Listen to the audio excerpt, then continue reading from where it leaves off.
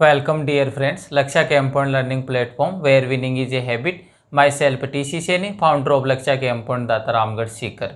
Today we will discuss about a important problem in RBC and CBSE exam, that is SN reactivity comparison of aryl halide and alkyl halide. Meaning इस वाली problem में आपको क्या करवाता है कि ये जो आपकी इस टाइप की प्रॉब्लम आती है उसके अंदर एल्किल हैलाइड और एराइल हैलाइड है, इन दोनों का कंपैरिजन करवाता है। और कंपैरिजन भी कौन सी रिएक्शन के प्रति करवाता है? SN reaction, meaning nucleophilic substitution reaction के टुवर्ड्स। कौन तो लेस रिएक्टिव और कौन है मोर रिएक्टिव, और उससे रिलेटेड है जो लॉजिक है, जो इसके रीजन है वो आपसे पूछता है। तो यहाँ पर अपन डिस्कस करेंगे comparison towards SN reactivity of aryl halide and alkyl halide. और इसके अंदर अपन कितने लॉजिक प्रोवाइड करवाएंगे? 4 लॉजिक। पहला होगा रेजोनेंस इफेक्ट, सेकंड वाला होगा आपके hybridisation state of carbon atom, और थर्ड होगा आपके पॉसिबल रिपल्शन, और फोर्थ वाला होगा आपके instability of the phenyl cation. Clear है? तो सबसे पहले डिस्कस करेंगे अपन रेजोनेंस इफेक्ट से। तो आइए देखते हैं रेजोनेंस इफेक्ट में क्या होता है। सबसे पहले तो देखो यहाँ पर जो कंपैरिजन करवा रहा है वो एल्काइल हैलाइड और एराइल हैलाइड के बीच में। अब आपको अच्छे से पता है कि रेजोनेंस की कंडीशन किस में बनती है? एल्काइल हैलाइड में। तो जब भी एल्काइल हैलाइड में रेजोनेंस होगा तो कार्बन और जो हैलोजन बॉन्ड है वो कौन से बॉन्ड के कैरेक्टर को एक्वायर कर लेगा? पार्शियल डबल बॉन्ड कैरेक्टर को। और आपको अच्छे से पता है, पहले के लेक्चर में अपन डिस्कस कर चुके हैं क्या कि जो डबल बॉन्ड है उसको ब्रेक डाउन करना इजीली नहीं होता है। किसके कंपैरिजन में? सिंगल बॉन्ड के कंपैरिजन में। तो सबसे पहले यही से स्टार्ट करते हैं अपन। पहला जो लॉजिक दे रहे हैं कि जो रेजोनेंस इफेक्ट है इसके थ्रू अपन क्या अंडरस्टैंड करते हैं। तो सबसे पहले देखेंगे इन हेलो एरिन, इसका आंसर दे रहा हूं मैं, in hello Erin, in hello Erin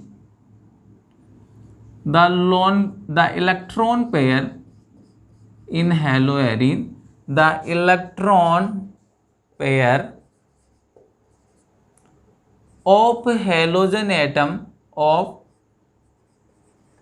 halogen atom are in conjugation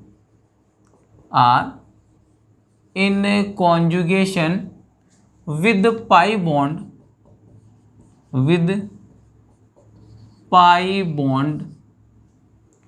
of arene, या इसको इस टाइप से लिख सकते हैं of a ring. Atom are in conjugation with pi bond of the ring. So CCl bond acquire partial double bond character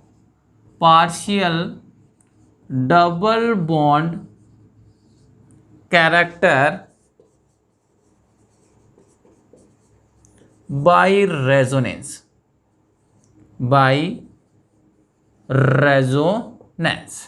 Since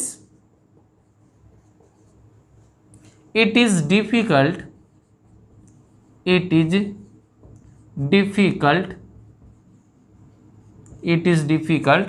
to break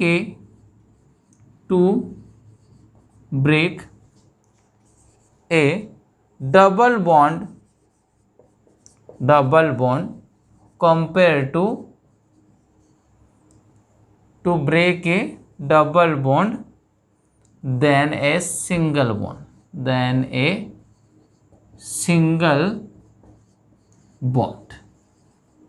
clear है? तो पहले वाले लॉजिक में आपने क्या देखा है, इसमें आपने ये डिस्कस किया कि जो भी रेजोनेंस इफेक्ट है, पहली बात तो एल्काइल हैलाइड, इसमें कोई रेजोनेंस की कंडीशन नहीं होती।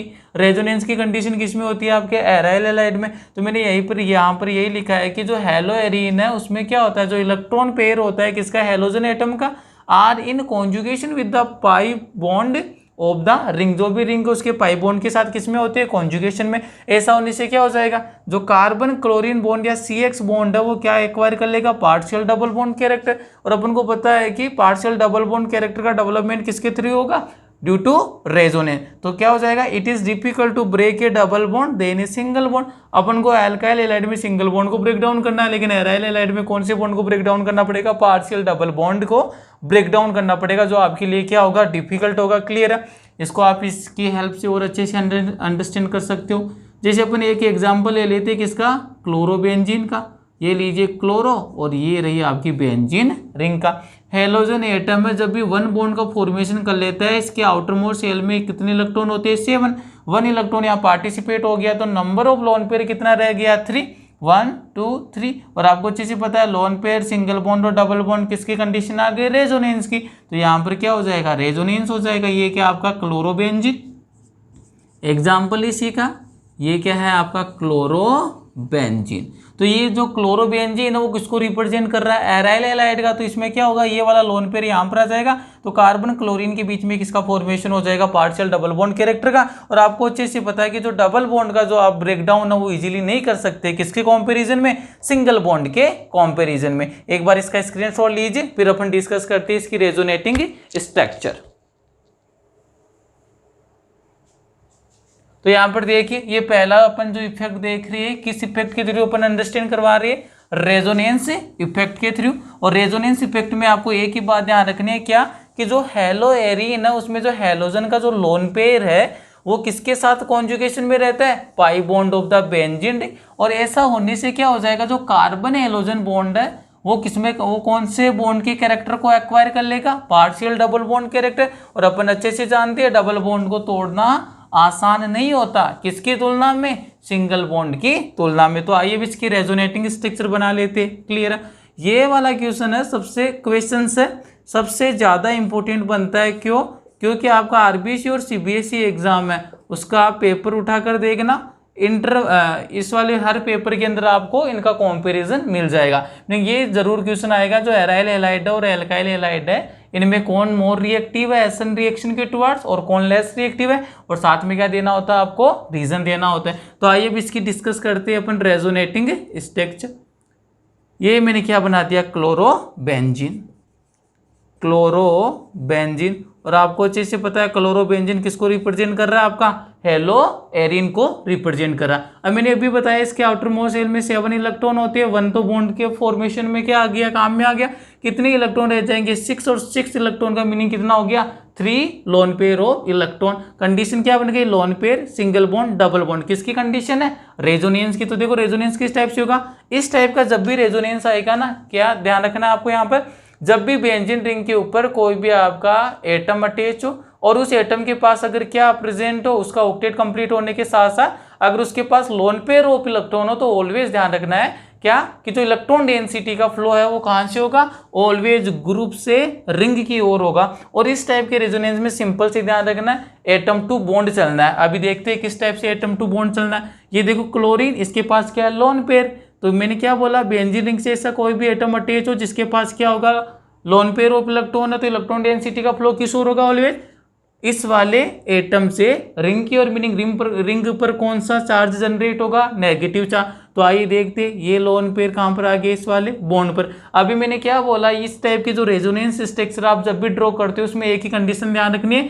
बॉन्ड एटम टू बॉन्ड और बॉन्ड टू एटम। मीनिंग देखो यहाँ पर एटम टू बॉन्ड, अब की बार क्या होगा, बॉन्ड टू एटम। तो यहाँ पर रेजोनेटिंग स्ट्रक्चर बना दूंगा। तो देखो यहाँ पर जो पहली रेजोनेटिंग स्ट्रक्चर बनी है आपकी, उसमें ये सिंगल बॉन्ड किस में कन्वर्ट हो गया, डबल बॉन्ड में। एक और कितने लोन पेयर रह गए, 2 लोन पेयर। जब भी हेलोजन डबल बॉन्ड का फॉर्मेशन करता है, कौन सा चार्ज आता है, पॉजिटिव चार्ज। अब देखो यहाँ पर क्या चेंज हो रहा है, ये इलेक्ट्रॉन पेयर तो यहाँ पर आ गया, किस में कन्वर्ट हो गया, डबल बॉन्ड में कन्वर्ट हो गया। ये डबल बॉन्ड मूव करके इस वाले एटम पर आ गया, मीनिंग कौन सा चार्ज आएगा, नेगेटिव चार्ज। बाकी के बॉन्ड का अरेंजमेंट क्या रहेगा, सेम रहेगा। वापिस देखो negative charge, single bond, double bond, किसकी कंडीशन आ गई, रेजोनेंस की। तो बना दीजिए, क्या मेथड बता रखा है मैंने इस टाइप के अंदर, atom to bond, bond to atom. तो यहाँ पर देखो एटम से बॉन्ड और यहाँ से बॉन्ड टू एटम। क्लियर है। तो यहाँ पर देखो क्या क्या चेंजेस आपको यहाँ पर ऑब्जर्व हो रही। ये डबल बॉन्ड क्लोरीन, यहाँ पर तो कौन सा चार्ज आ गया, positive charge. Number of lone pair कितना रह गया, 2। नेगेटिव चार्ज वाले बॉन्ड को मूव कर रहा है, मीनिंग सिंगल बॉन्ड है, यहाँ पर क्या बन जाएगा, न्यू डबल बॉन्ड। और ये डबल बॉन्ड कन्वर्ट हो जाएगा सिंगल बॉन्ड में, यहाँ पर कौन सा चार्ज आ जाएगा, नेगेटिव चार्ज। और ये वाले बॉन्ड का अरेंजमेंट सेम रहेगा।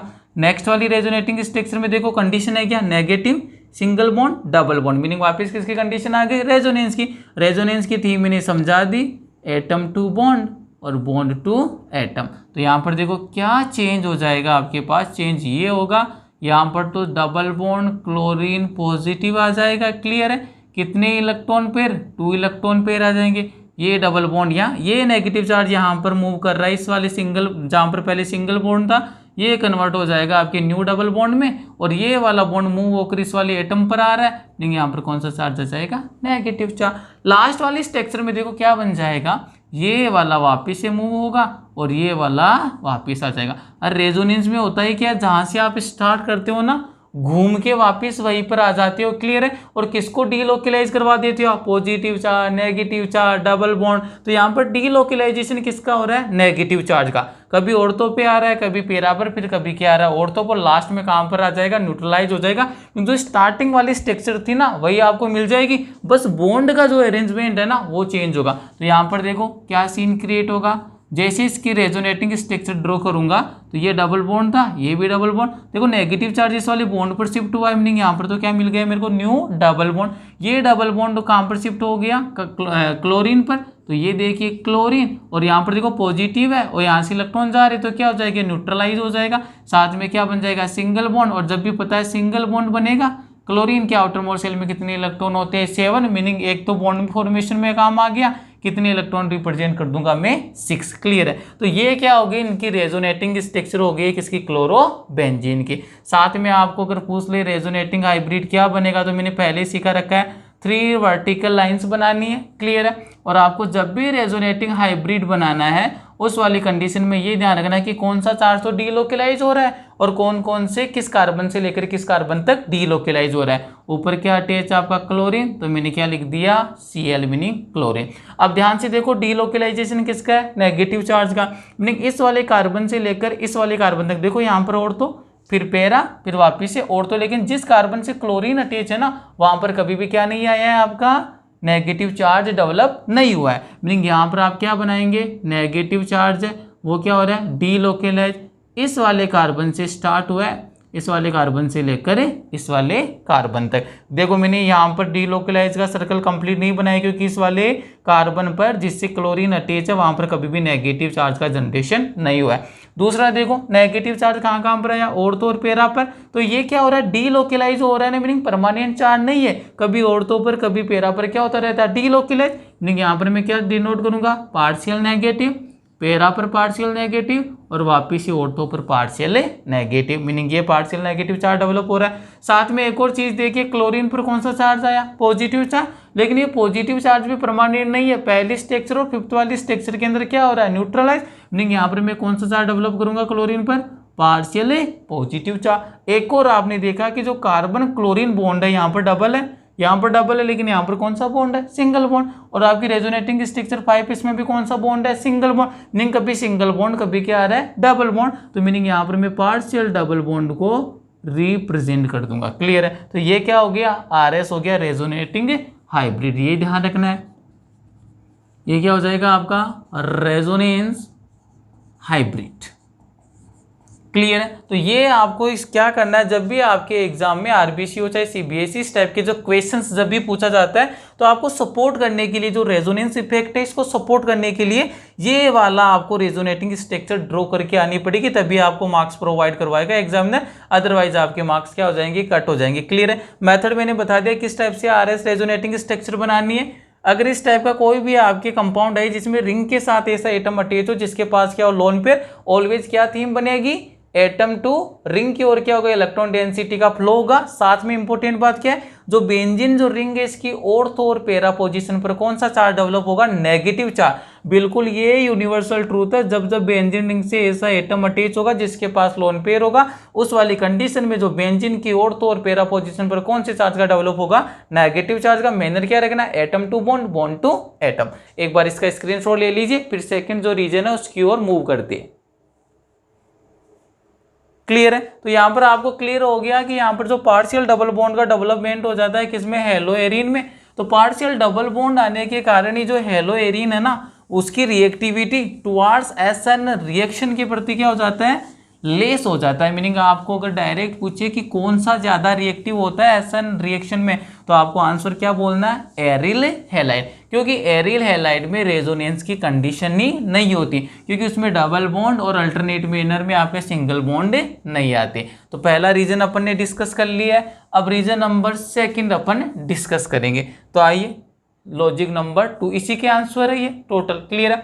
सेकंड हो जाएगा hybridisation state, hybridisation state of carbon atom, of carbon atom in CX bond.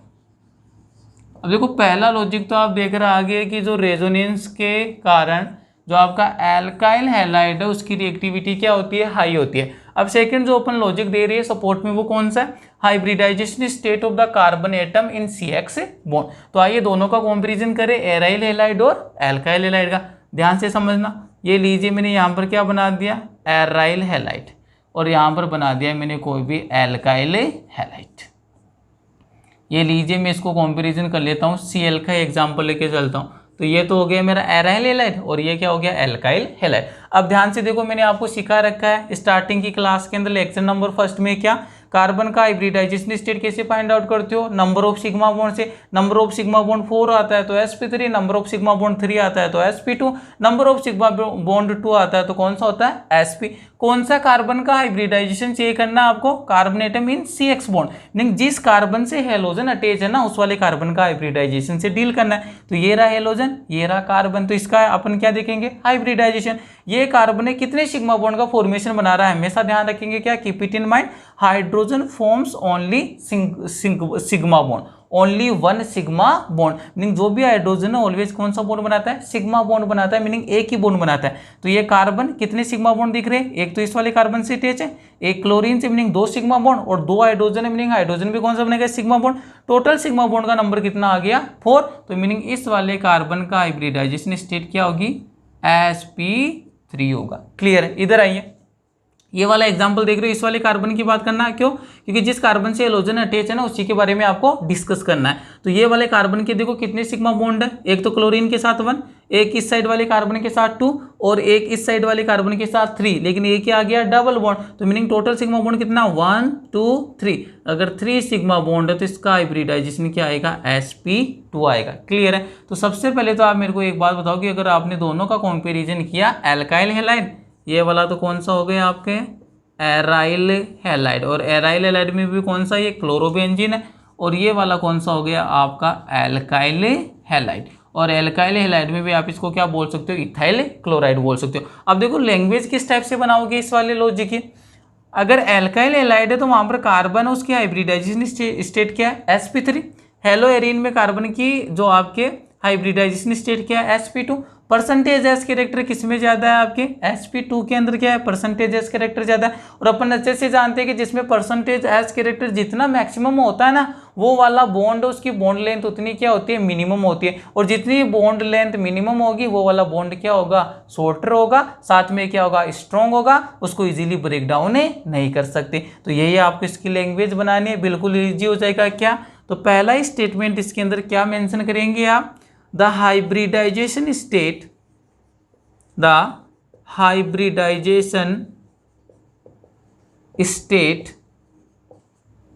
of carbon atom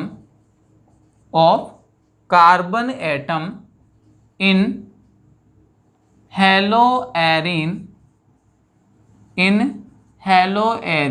is sp2। Clear है। And in haloalkane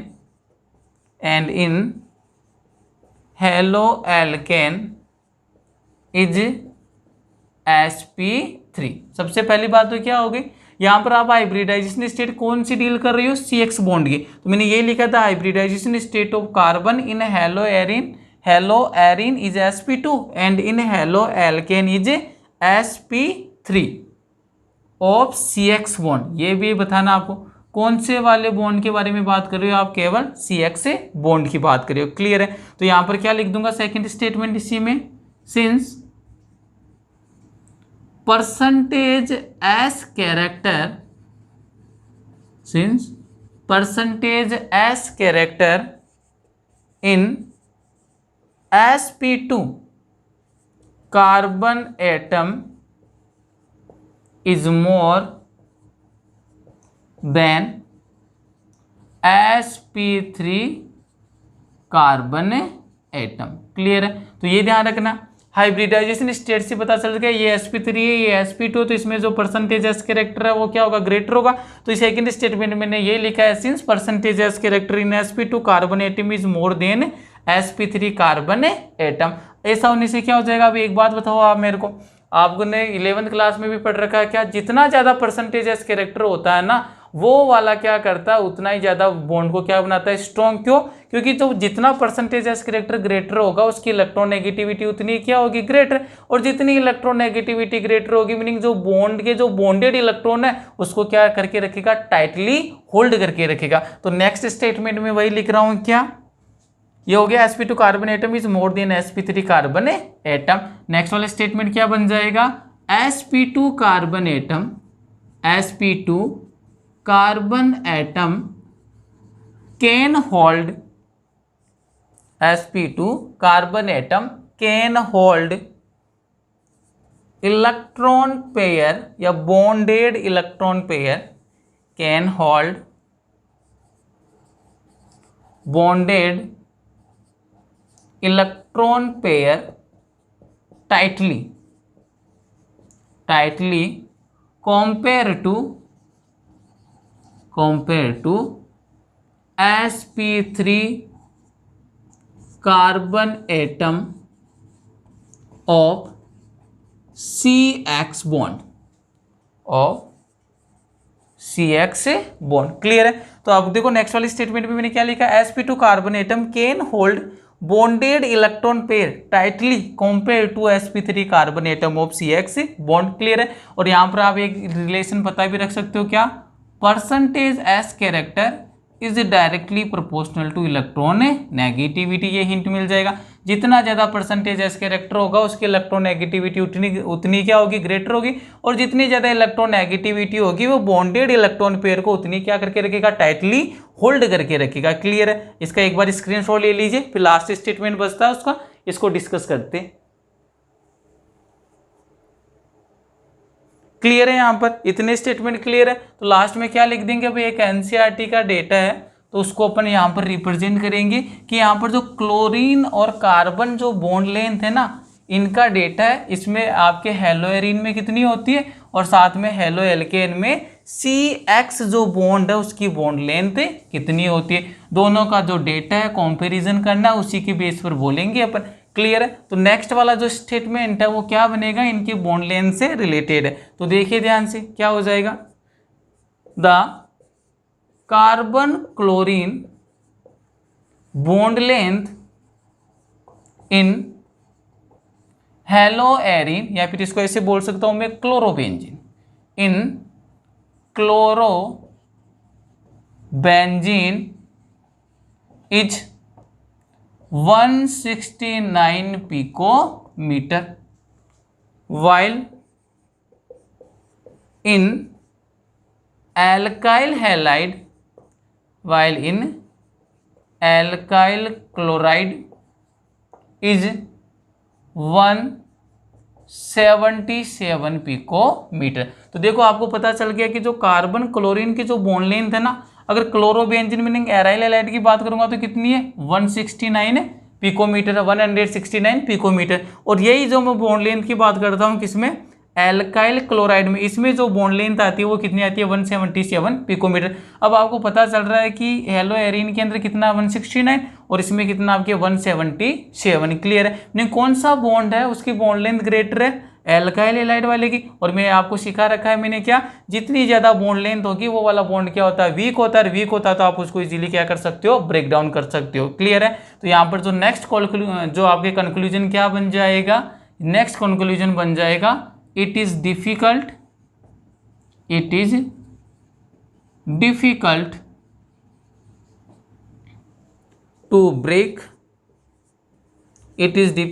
to break a shorter bond a shorter bond compare than longer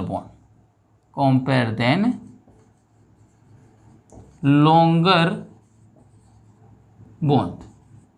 clear है। अब आपको ये वाली जो बात बोली statement किसके बेस पर बोला है आपने, बॉन्ड लेंथ के बेस पर बोला, क्योंकि बॉन्ड लेंथ जो क्लोरोबेंजीन एल्काइल हैलाइड है उसमें कितनी होती है, आपके एराइल हैलाइड है उसमें कितनी होती है 169 पिकोमीटर, और जबकि आपका एल्काइल हैलाइड है उसमें कितनी होती है 177 पिकोमीटर। तो जितनी ज्यादा बॉन्ड लेंथ है वो वाला बॉन्ड क्या होगा, उतना ही लॉन्गर होगा तो आप क्या करेंगे, इजीली ब्रेक डाउन करेंगे।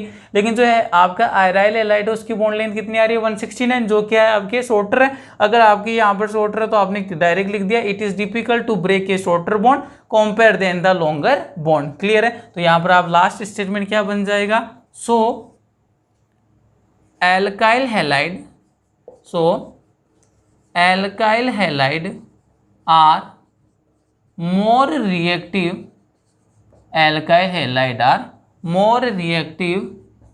towards SN reaction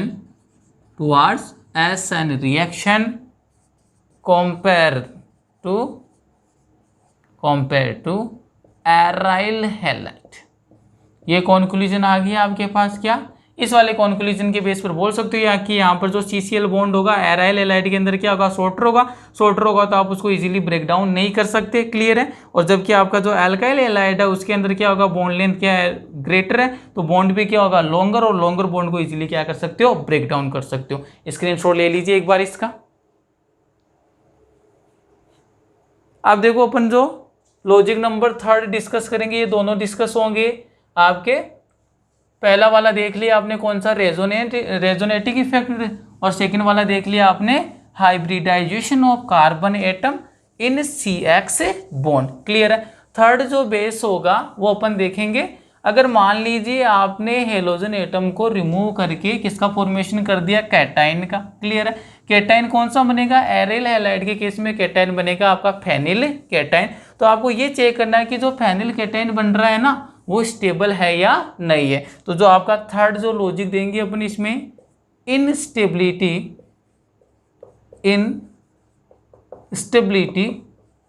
of phenyl cation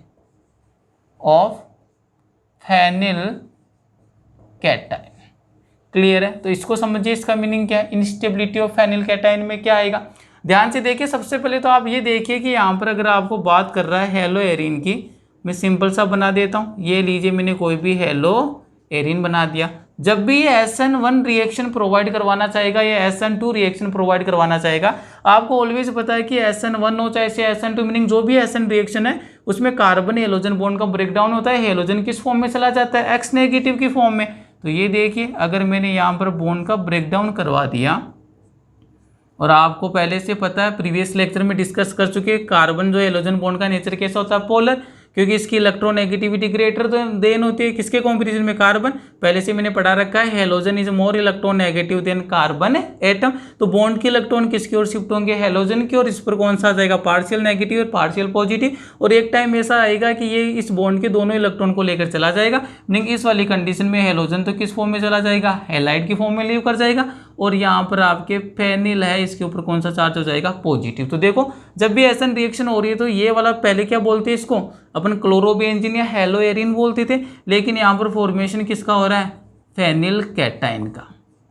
formation किसका हो रहा है, फेनिल कैटाइन। और ये क्या होता है आपका, हैलाइड होता है, जो जिसको आप लिविंग ग्रुप भी बोलते हो। क्लियर है। और ये क्या होता है आपका, कोई भी एराइल हैलाइड है, एराइल हैलाइड। अब आप क्या देख रहे हो, एक बार ध्यान से सुनना, जब भी आपके पास बेंजीन रिंग है उसके डबल बॉन्ड या ट्रिपल बॉन्ड के ऊपर जब भी कोई पॉजिटिव चार्ज आ जाए, नेगेटिव चार्ज आ जाए, या फिर क्या आ जाए, रेडिकल आ जाए, तो वो कभी भी रेजोनेंस के थ्रू स्टेबलाइज नहीं होता। अब इसका रीजन समझो, इस वाले कार्बन पर क्या है, पॉजिटिव चार्ज, और इस वाले कार्बन का हाइब्रिडाइजेशन क्या है, sp2। पहली बात तो पॉजिटिव चार्ज का मीनिंग क्या है, डेफिशिएंसी ऑफ इलेक्ट्रॉन। पहले से किसकी कमी है, इसके पास इलेक्ट्रॉन की कमी है। और साथ में देखो यहाँ पर कार्बन का हाइब्रिडाइजेशन भी कौन सा आ रहा है, sp2, मीनिंग पहले से इलेक्ट्रॉन की कमी है। sp2 क्या होता है, मोर इलेक्ट्रोनेगेटिव होता है sp3 के कंपैरिजन में। तो यहाँ पर क्या होगा, एक तो पहले से इस वाले कार्बन के पास इलेक्ट्रॉन डेफिशिएंट है, इलेक्ट्रॉन की कमी है, और ये वाला कार्बन भी इसको क्या करेगा, डिस्टेबलाइज करेगा। क्यों, क्योंकि इसको इलेक्ट्रॉन प्रोवाइड नहीं करवाएगा, बल्कि इसकी इलेक्ट्रॉन क्या करेगा, अपनी ओर अट्रैक्ट करेगा, मीनिंग पहले से इलेक्ट्रॉन डेफिशिएंट है। और ये वाला कार्बन sp2 हाइब्रिडाइज होने के कारण इसको और क्या बना रहा है, इलेक्ट्रॉन डेफिशिएंट बना रहा है, मीनिंग क्या कर रहा है, इसको अनस्टेबल कर रहा है। मीनिंग ये पॉजिटिव चार्ज है ना, इस वाली रिंग पर डीलोकलाइज नहीं कर पाएगा। क्यों, क्योंकि जब भी डबल बॉन्ड और ट्रिपल बॉन्ड के ऊपर पॉजिटिव चार्ज का जनरेशन आ जाए ना, पॉजिटिव आ जाए, नेगेटिव आ जाए, अदरवाइज क्या आ जाए, रेडिकल, तो ध्यान रखना उसमें कभी भी रेजोनेंस नहीं होता। जब रेजोनेंस नहीं हो रहा है, मीनिंग चार्ज का क्या नहीं होगा, डीलोकलाइजेशन। और जब भी चार्ज डीलोकलाइज नहीं होगा तो मीनिंग वो स्टेबलाइज नहीं करेगा। क्लियर है। तो यहां पर अपन इसका स्टेटमेंट क्या देंगे, the formation of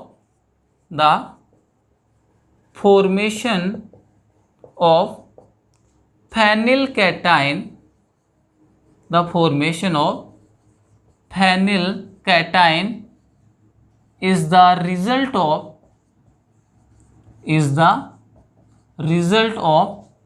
self ionization, is the result of self ionization।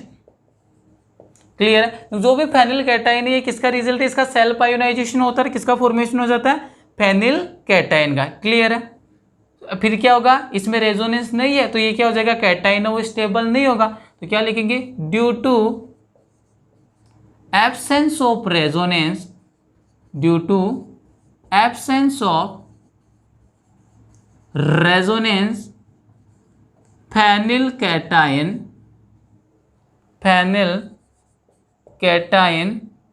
is due to absence of resonance phenylcation is unstable। Clear है। मीनिंग क्या हो जाएगा, जो फेनिल कैटाइन क्या हो गया, अनस्टेबल हो गया। So it ruled out SN1 reaction. Clear है। क्योंकि आपको पता है कि SN1 रिएक्शन में तो फॉर्मेशन ही किसका कराते हो आप, इंटरमीडिएट के फॉर्म में किसका फॉर्मेशन करवाते हो, कार्बोकेटाइन। अगर मान लीजिए सेल्फ आयोनाइजेशन होकर जो हेलो एरीन या फिर एराइल एलाइड, अगर इसका सेल्फ आयोनाइजेशन हो जाए किसका फॉर्मेशन होगा, फेनिल कैटाइन का। लेकिन फेनिल कैटाइन में दिक्कत क्या आ गई आपके सामने कि डबल बॉन्ड के ऊपर ही कौन सा चार्ज आ गया, पॉजिटिव चार्ज। पहले से मीनिंग क्या, जो पॉजिटिव चार्ज का मीनिंग क्या, इलेक्ट्रॉन की डेफिशिएंसी है तभी तो पॉजिटिव चार्ज आता है। साथ में इस वाले कार्बन का हाइब्रिडाइजेशन भी कौन सा है, sp2 है। मीनिंग पहले से इलेक्ट्रॉन की डेफिशिएंसी और इसकी इलेक्ट्रॉन और अपनी ओर खींच रहा है, अट्रैक्ट कर रहा है, मीनिंग और इसको क्या कर रहा है, इलेक्ट्रॉन डेफिशिएंट बना रहा है, मीनिंग क्या कर रहा है, इसको अनस्टेबल कर रहा है। तो आपको सीधा सा ध्यान रखना कि अगर मान लीजिए सेल्फ आयोनाइजेशन के थ्रू फेनिल कैटाइन का फॉर्मेशन होता है तो फेनिल कैटाइन में जो पॉजिटिव चार्ज है ना, ये इसमें क्या होता है, रेजोनेंस क्या होता है, एब्सेंस होता है। और एब्सेंस ऑफ रेजोनेंस के कारण ये पॉजिटिव चार्ज डीलोकलाइज नहीं होगा। जब डीलोकलाइज नहीं होगा तो ये स्टेबिलिटी को गेन नहीं करेगा। तो इसलिए मैंने क्लियर लिख दिया, ये किसको रूल्ड आउट कर जाएगा, SN1 रिएक्शन को क्या कर जाएगा, रूल्ड आउट। क्यों, क्योंकि SN1 रिएक्शन कब होगी, जब जो कैटाइन बनता है वो क्या हो, स्टेबल हो। क्लियर है। लेकिन यहाँ पर कैटाइन क्या नहीं है, स्टेबल नहीं है। एक बार स्क्रीनशॉट ले लीजिए इसका।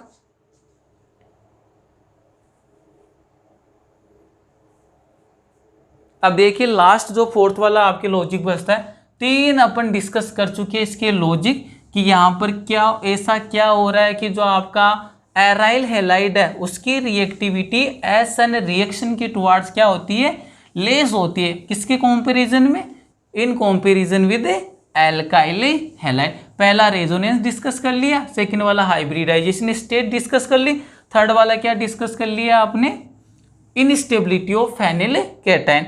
फोर्थ वाला जो रीजन है वो डायरेक्ट मेंशन करना। अब देखो अपने यहाँ पर बात कौन सी रिएक्शन की कर रही है, SN रिएक्शन की। तो हमेशा ध्यान रखना SN रिएक्शन में आपके अटैक कौन करेगा, न्यूक्लियोफाइल। लीव कौन करेगा, आपके हेलोजन। किस फॉर्म में, हैलाइड की फॉर्म में। तो यहाँ पर क्या होगा, अब एक बार खुद अंडरस्टैंड करो, क्या ध्यान से देखना जो लॉजिक है इस वाली रिएक्शन में। ये लीजिए आपके पास क्या हो गया, कोई भी हेलो एरीन हो गया। अगर मेरे को यहाँ पर SN रिएक्शन करवानी है, मीनिंग किसका अटैक करवाऊंगा, न्यूक्लियोफाइल। क्लियर है।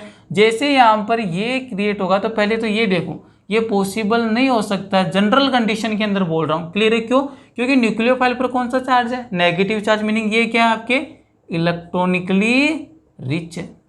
इसी टाइप से यहाँ पर देखो ये वाली कौन सी रिंग है आपके एरिन बेंजीन, कितने डबल बॉन्ड है यहाँ पर, तीन डबल बॉन्ड है, मीनिंग ये इनकी भी इलेक्ट्रॉन डेंसिटी क्या ग्रेटर, अरे ये तो जानते हो सिंगल बॉन्ड के कंपैरिजन में डबल बॉन्ड में इलेक्ट्रॉन डेंसिटी ग्रेटर होती है और डबल बॉन्ड के कंपैरिजन में ट्रिपल बॉन्ड में क्या होती है आपकी इलेक्ट्रॉन डेंसिटी मैक्सिमम होती है। तो यहाँ पर कितने आपको ट्रिपल बॉन्ड दिखाई दे रही है, तीन क्या है तीन क्या है आपके डबल बॉन्ड है। तो यहाँ पर भी ये क्या हो गया आपके इलेक्ट्रॉनिकली रिच हो गया। और मैंने आपको पता हो तो पहले सिखा रखा है केमिस्ट्री में क्या होता है, पॉजिटिव पार्ट वाला काम पर करता है, नेगेटिव पर। यहाँ पर पॉसिबल तो, लेकिन इसके पास भी इलेक्ट्रॉन क्या है एफिशिएंट है। और ये वाली जो एरिन रिंग उसमें क्या है तीन डबल बॉन्ड है, तो यहाँ पर ये भी क्या हो गया इलेक्ट्रॉन रिच। तो इसके पास भी इलेक्ट्रॉन रिच, इसके पास भी इलेक्ट्रॉन रिच, मीनिंग दोनों के ऊपर चार्ज कौन सा, अगर मैं मान के चलूँ यहाँ पर भी इलेक्ट्रॉन ज्यादा है, यहाँ पर भी इलेक्ट्रॉन, तो इलेक्ट्रॉन के ऊपर कौन सा चार्ज होता है नेगेटिव चार्ज, यहाँ पर भी नेगेटिव, यहाँ पर भी नेगेटिव, तो नेगेटिव नेगेटिव के बीच में कभी रिएक्शन हो पाएगी क्या, नहीं हो पाएगी। मीनिंग यहाँ पर क्या लग रहा है रिपल्सन, तो यहाँ पर फोर्थ वाला रीजन क्या बोल देंगे अपन, due to possible repulsion, due to possible repulsion in between, due to possible repulsion in between electron rich nucleophile,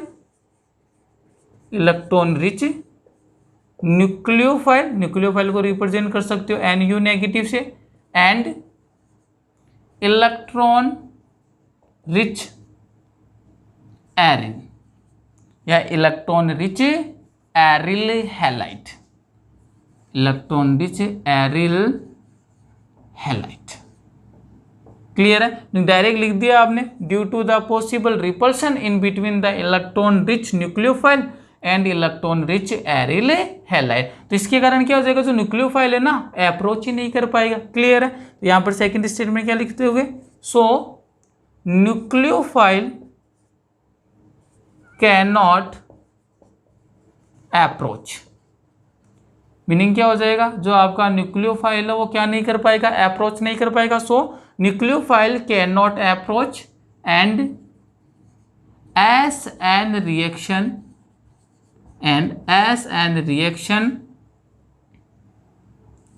does not proceed, ये ध्यान रखना आपको, जो आपकी एसन रिएक्शन है वो क्या नहीं होगी, प्रोसीड ही नहीं होगी। क्लियर है, तो यहाँ पर क्या हो रहा है, पॉसिबल रिपल्सन है किस किस के बीच में, न्यूक्लियोफाइल और एराइल हैलाइड के बीच में, दोनों के पास इलेक्ट्रॉन डेंसिटी ग्रेटर है तो पॉसिबल रिपल्सन होगा। तो ये क्या न्यूक्लियोफाइल है वो अप्रोच ही नहीं कर पाएगा, जब अप्रोच ही नहीं कर पाएगा तो एसन रिएक्शन है वो अंडरगो नहीं होगी। क्लियर है, तो ये हो गया आपके फोर्थ रीजन, इसका स्क्रीनशॉट ले लीजिए एक बार।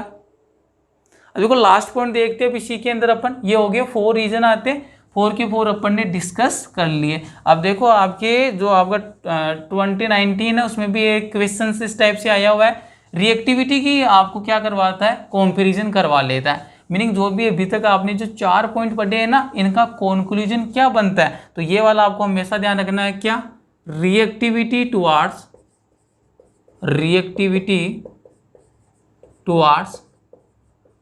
S N reaction.